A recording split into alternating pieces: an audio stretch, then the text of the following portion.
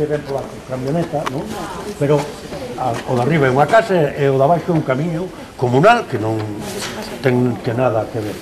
Entón, aquí vivía un judío, pois que é a zona judía de Mondoñedo, chamado Don Isaac, e tiña unha filla moi guapa. E acordádesvos dos miradores que tiñamos, que víamos no cantón, aqueles polos que miraban? Pois ali debaixo había un tamén. E había un pregonero que era afilador e pregonaba os seus traballos e poñíase sempre aí debaixo e cantaba hasta que se deu a conta a xente de que sempre que chegaba cantaba a mesma canción. Cando a filla de Isaac se casou, levaron a Monforte e casouse alá e desapareceu daqui, el deixou de cantar e ao mesmo tempo deixou de vir siquiera aquí e trasladouse aos Remedios, alá arriba, a traballar aos Remedios, pero nunca máis volveu a cantar. Entonces, soube despois que estaban enamorados e que ela faláballe por ese... pero que o padre, seguindo a tradición, tiña que casalo con un da súa religión, e o alfilador era de Orense, de religión judía nada. Comías judías, con patacas, pero outra cousa non había, non? Pois agora, como arreglaron, eso puxeron ben, o furado desapareceu, e foi unha pena. Porque, ademais, cando existía o furado, si te poñías ali e te sentabas, estabas en silencio, cando o aire brúa, casi oías outra vez a canción deste home. De verdad. Imaginando, sí.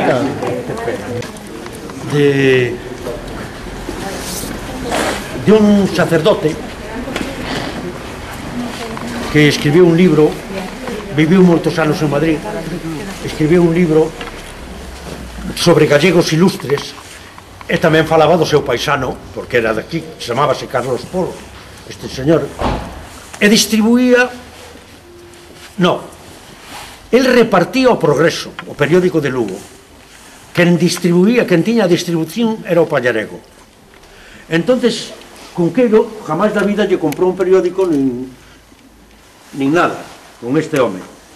E cando sería a miña sorpresa en Madrid, cando falo con Polo e me dá o libro e falamos na súa casa de Cunqueiro e de tal, que pon que Cunqueiro era un escritor de parroquia, un escritor parroquial, que dixo a historia de San Rosendo e pouco máis. Esa salvábase, o resto non. Hasta que me fun enterando por qué. Que porque nunca na vida lle comprou un periódico. Nunca. E ademais tiña un agravante, e é que leía ya a xente por aí o periódico, e a xente que lle leía o periódico xa non lle compraba o periódico, porque ademais algún protestoulle porque non decía o periódico o que lle contara Álvaro, e Álvaro era Álvaro, e ese sí sabía, que sabía leer. Entonces a cousa era importante. Bueno, pues sigamos por aquí. Algún de vosotros se acorda das pesetas en papel? Sí, sí, verdad? Bueno, para os que non se acordan, había unha peseta que era así pequeniña, como un carné de identidade de tamaño, que eran de papel, pero era cando unha peseta valía. Con unha peseta podíase comprar moitas cousas, por lo menos unha entrada de cine e dúas gaseosas, que non é pouco, Pois houve un señor aquí que morreu, que non tiña oficio nin beneficio, pero que se sacaba un bon sueldo. Sobre todo, digo bon sueldo porque chegáballe da abondo para beber, que era do que se trataba. Entonces, a misa de 12 na catedral el aparecía e xusto poñíase atrás de todo e xusto cando se estaba terminando a misa el viña rapidamente hasta aquí e sacaba os cartos de aí. Se vos fixades non hai maneira de quitalo porque cae alá, pero el inventou, fixo un invento que era un cartón doblado moi axeitadiño. Cando isto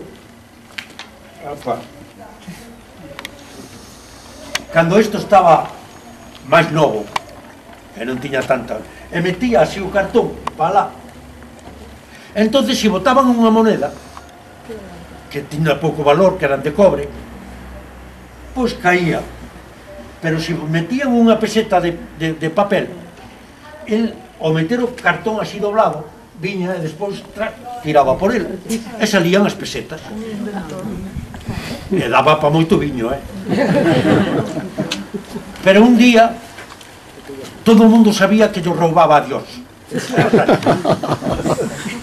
e nadie lle dicía nada porque xa tendría o castigo que merecía, e tuvo porque un día en vez de ir á misa e esperar a vir aquí a recoller, fixo ao revés. Primeiro recolleu, foi no gastar a taberna e depois foi á misa. Antes de entrar á catedral, antiguamente, había unhas escaleiras, porque a catedral estaba moi... Entonces, el, como iba moi contento, pois cataplón, pum, patapón, quedou ali o pobre morreu nunha borrachera. Pero eso sí, con cartos entregados para as ánimas. Cando chegou alá, as ánimas dixeron, vente para aquí, que te vamos a arreglar, ahora vamos te confesar. E non se sabe o que se fixeron, pero aí está o conto. Esta cruz teóricamente vamos a escaparle un pouco para tener un sitio donde hablar, escapándole un pouco a esto. Hasta aquí llegaba el ayuntamiento para recibir al obispo que venía a hacerse cargo de la ciudad, porque eso de la carretera de allá no... Esta era la carretera de entrada a Mondoñedo. Y vamos a poner por ahí, por esa calle, ahora lo veréis. Está enterrado un moro que se murió en el hospital de aquí de Mondoñedo durante la guerra. De los moros que luchaban a favor de Franco, pues aquí había un hospital, el seminario era un hospital, el de arriba era otro hospital, hospitales de guerra, y se murió este hombre, y entonces no se podía enterrar en el sagrado católico, había que enterrarlo mirando a la Meca y en un sitio en donde ellos permitieran que... Y se enterró ahí arriba hay la...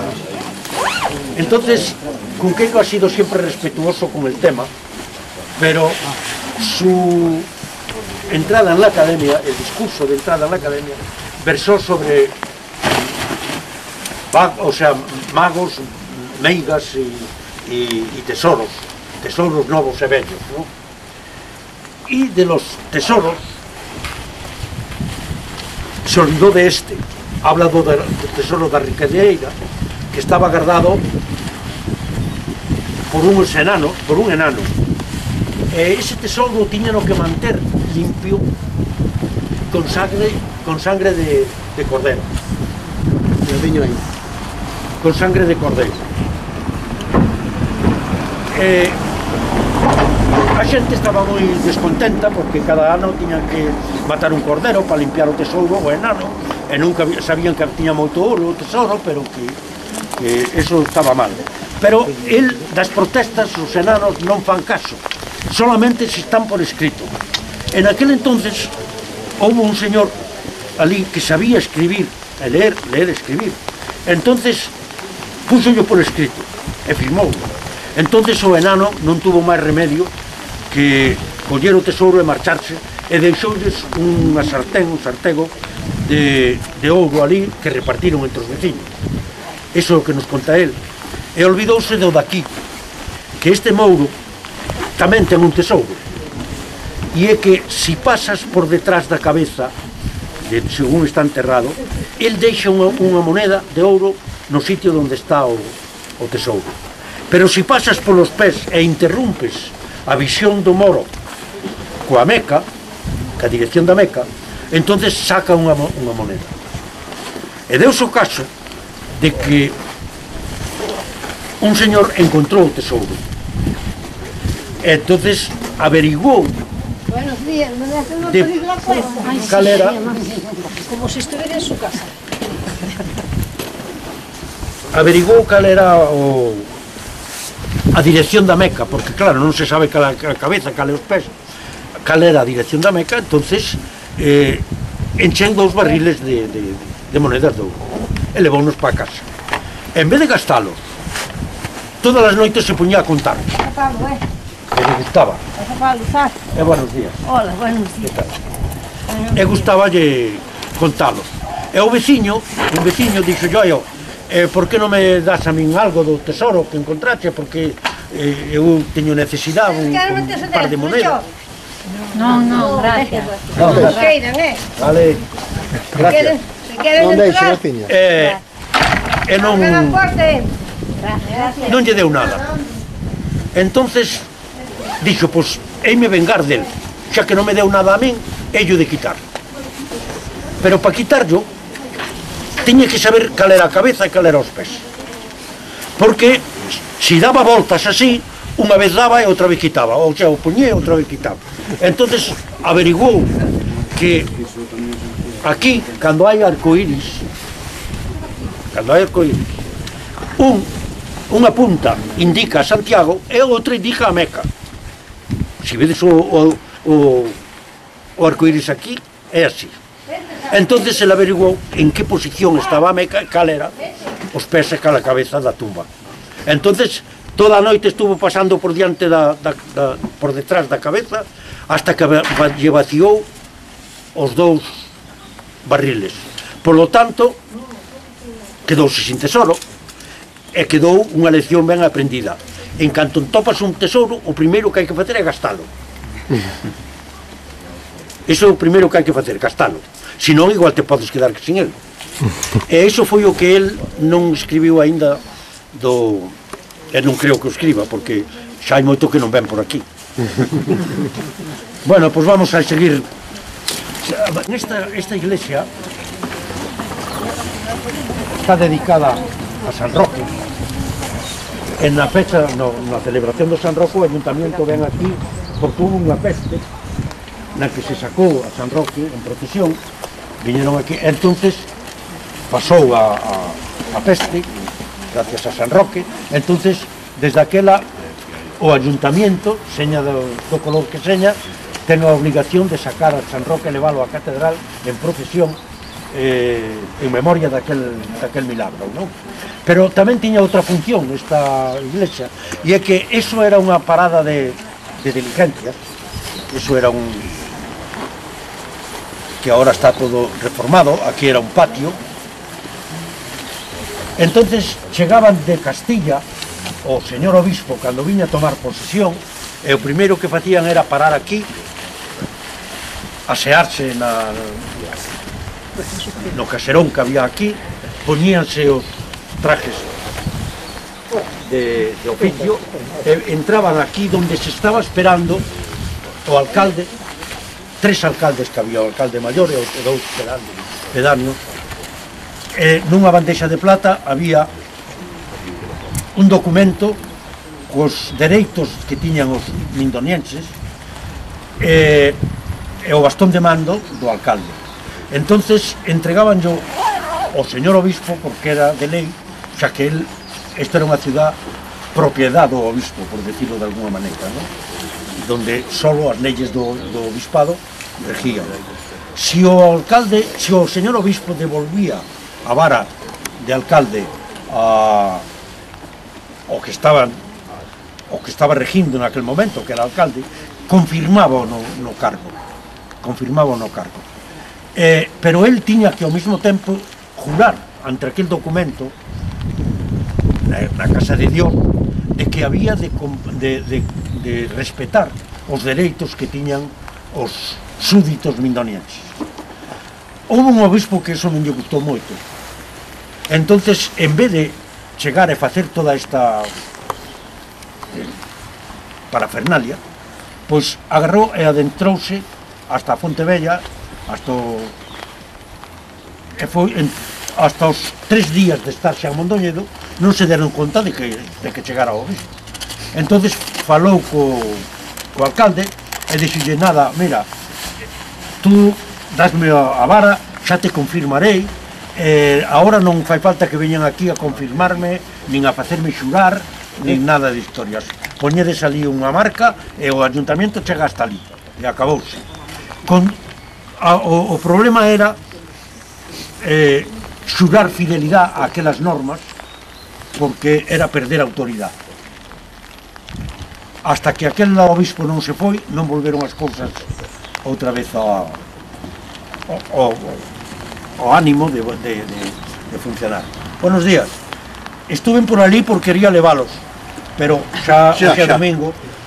Bueno, é o único moiñeiro en activo e que ademais todos os turistas van ver o moiño, e aquí el ten a amabilidade sempre de enseñalo, está jubilado, pero aquilo funciona. Non costa nada. E ademais é digno de ver porque está funcionando todo normal, todo en marcha. Sí, é restaurado novo. Moi ben, pois É restaurado novo. eu non me podo mollar que Non, encollo, eu tampouco. así que voume, Eu tampouco, bueno, porque hai moita felicidade Graciñas. a todo o mundo, que todo goce do día, gozo da romería. Vale. Que todo vaya ben. Igualmente.